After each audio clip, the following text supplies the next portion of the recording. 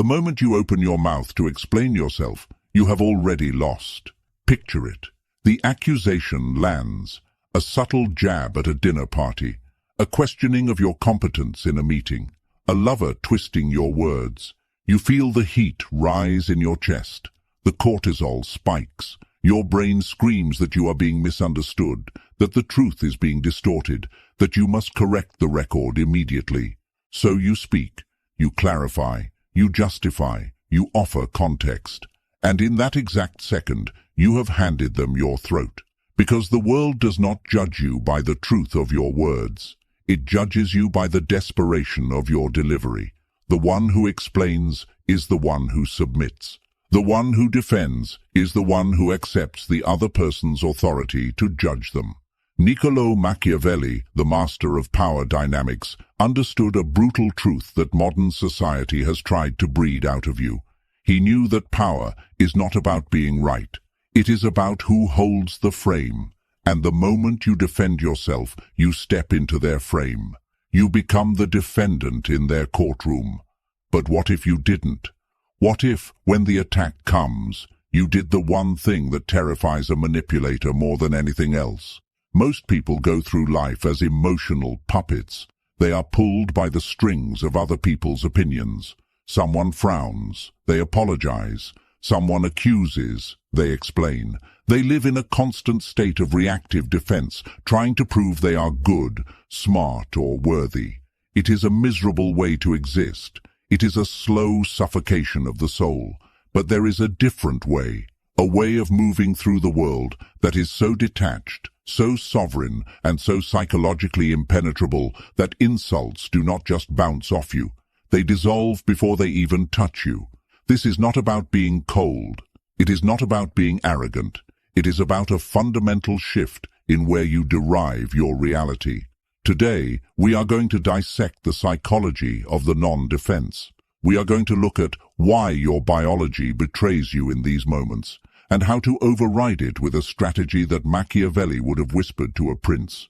I am going to show you how to flip the power dynamic instantly, how to make the attacker doubt their own sanity, how to use silence not as an absence of noise, but as a weapon of mass destruction against someone's ego. But be warned.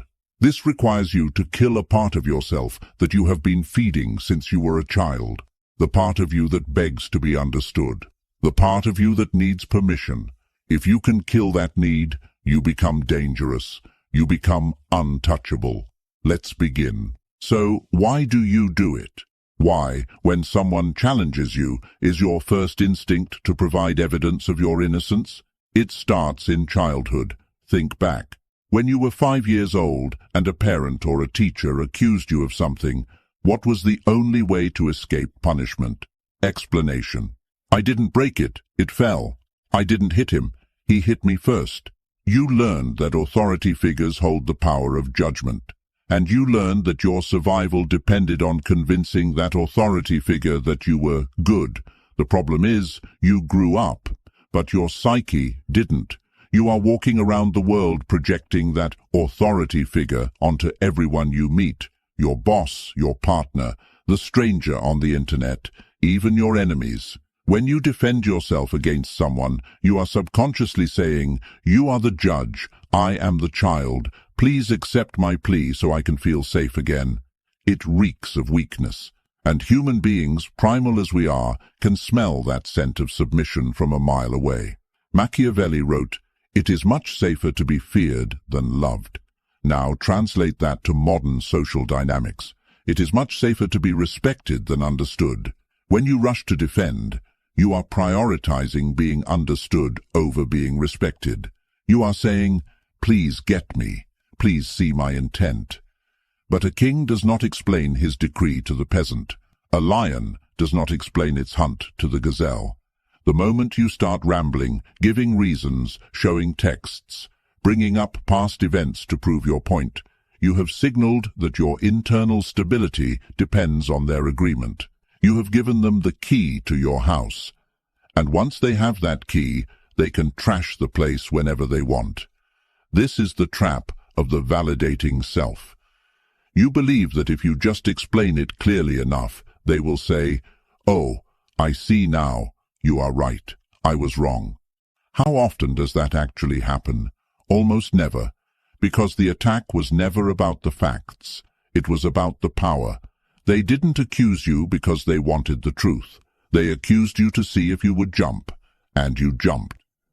The first step to becoming untouchable is to realize that the courtroom does not exist. There is no judge. There is no jury. There is only you and your perception of reality. When you stop treating other people like judges, their accusations stop sounding like sentences. They start sounding like opinions, and opinions are just noise. So, what happens when you don't jump? Imagine the scenario. Someone throws a verbal spike at you. You're being incredibly selfish right now. The old you would say, no, I'm not. I did X, Y, and Z for you yesterday. I'm just tired, defensive, weak, reactive. Now, imagine the Machiavellian approach. They say, you're being incredibly selfish right now. You look at them, you hold eye contact, you don't blink. You keep your face completely neutral. You let the silence hang in the air for 3, 4, 5 seconds. Do you know what happens in that silence? It is a psychological vacuum. The human brain is terrified of silence during a conflict. It signals a rupture in the social fabric. It signals that the other person is not playing the game. When you stay silent, you are mirroring their energy back at them. You are forcing them to sit in the tension they created. Usually, they will start to crumble. They will speak again to fill the void. I mean, you're not always selfish, but just right now. Why are you looking at me like that? They start defending themselves against your silence. The power has flipped. This is the grey rock method taken to a weaponized level. You become a void. A void cannot be attacked. You cannot punch mist. You cannot cut water. By refusing to provide the resistance of a defense, you cause their attack to pass right through you and unbalance them. This requires immense internal control, because inside your ego is screaming. Fight back. Say something clever. You must leash that dog. Machiavelli knew that the most powerful person in the room is the one who cannot be read. If you defend, you reveal your values. You reveal what hurts you. You reveal your buttons. I'm not stupid, you shout. Now they know your insecurity is intelligence. I'm not a bad person. Now they know your insecurity is moral standing. Silence reveals nothing. It is a dark mirror. And when they look into it, they only see their own aggression reflected back. And it makes them uncomfortable. It makes them feel judged, which is ironic, because you haven't said a word. Sometimes silence is not enough. Sometimes the situation requires words, but never defensive words. If you must speak, you never push back against the force. You pull it. You use the Aikido of conversation. There is a concept in dark psychology called agree and amplify. It creates a state of cognitive dissonance in the attacker. If someone accuses you of something absurd, defending yourself validates the absurdity. It suggests the accusation is serious enough to warrant a response. Instead, you lean into it. You exaggerate it until it becomes a caricature. Attacker. You are so obsessed with money. You're greedy. Defensive. You. No, I'm not. I just want to provide for my family. Boring. Predictable. Weak. Machiavellian. You. You caught me. I actually swim in a vault of gold coins like Scrooge McDuck every Tuesday. It's terrible for my back. You say it with a flat face or a slight amused smirk. What have you done here? You refused to be insulted. You proved you are not insecure about the topic. You turned their serious attack into a joke. You established that you are the one framing the reality, not them. This strips the attacker of their weapon. They wanted to hurt you.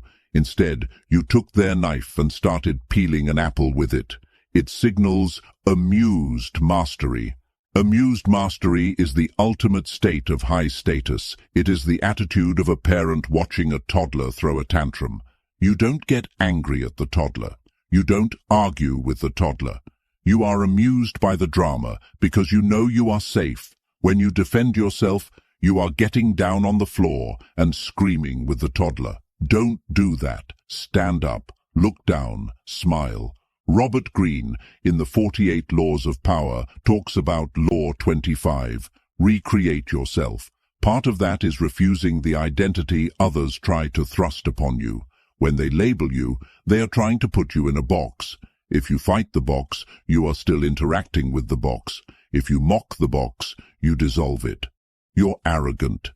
I prefer the term charmingly confident, but sure. You don't care about anyone but yourself. I'm working on it.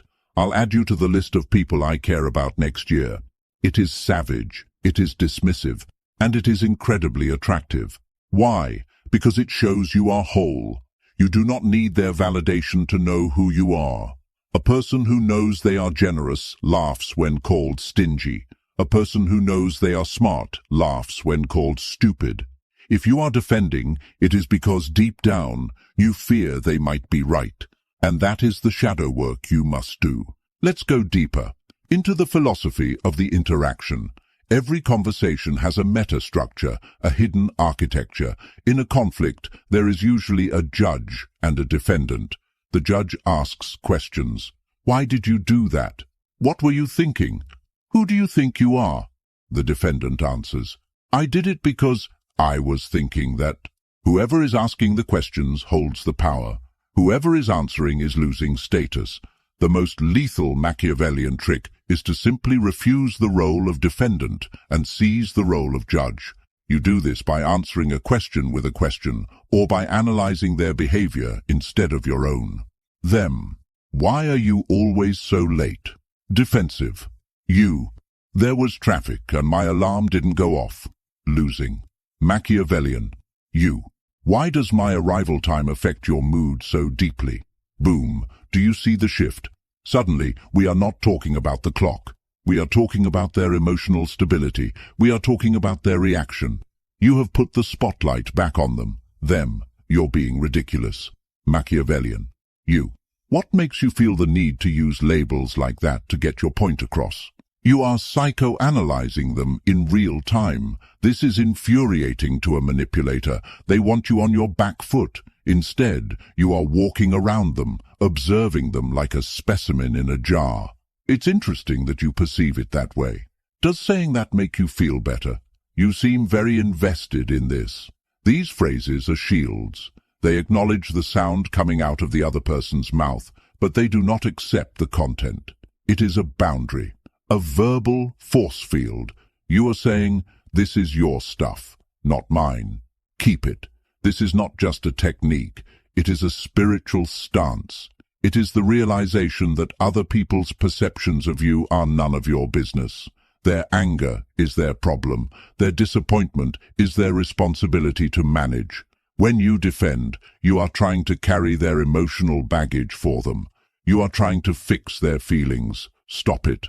Let them carry their own weight. Now, for the paradox, sometimes the most aggressive, defensive, power-flipping move you can make is to agree, but not the way you think. This is not the agreement of submission. It is the agreement of the abyss. Imagine someone is screaming at you. They are listing your flaws. They are trying to provoke a fight. You look them in the eye and say, calmly, you're right. And then you stop talking. You're right. I am difficult sometimes. You're right. I did mess that up. This is the fogging technique. When you throw a rock into a fog bank, what happens? Nothing. No thud. No rebound. It just disappears.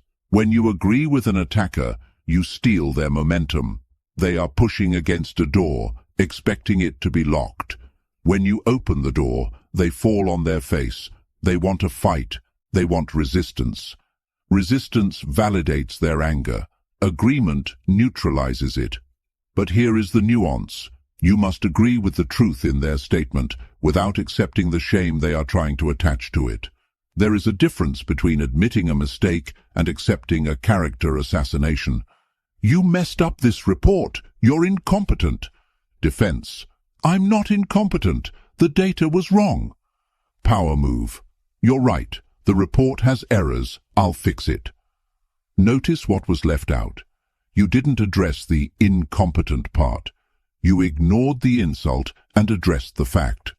You took ownership of the action, but not the identity. This signals immense confidence. Only a person who is secure in their competence can admit a mistake so easily. Insecure people fight to the death to prove they didn't make a mistake. Secure people say, "Oops, my bad," and move on. Machiavelli would call this disarming the enemy. If you lay down your sword, they look foolish holding theirs. It takes the wind out of their sails. It makes them look hysterical, and you look grounded. And in the long run, history is written by the grounded. None of this works if it is just a tactic. If you are using these lines but your voice is shaking, or your eyes are darting around, or your energy is screaming, "Please like me," it will fail. Dark psychology is 20% words and 80% non-verbal frame. You have to build the internal architecture to support the silence. This brings us back to the shadow. Why does it hurt when they attack you? Because they are touching a wound that is already there. If I tell you, you have green skin, you won't get mad. You'll think I'm crazy. You won't defend yourself. You'll laugh. But if I tell you, you are a failure, and you defend yourself, it's because a part of you suspects I might be right. The ultimate defense is not a verbal technique. It is self-knowledge. It is looking into your own darkness, owning your own flaws, and accepting your own shadow.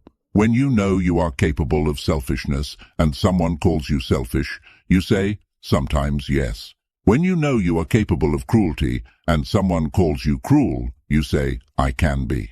You cannot shame a man who has already accepted himself. You cannot expose a woman who has nothing left to hide.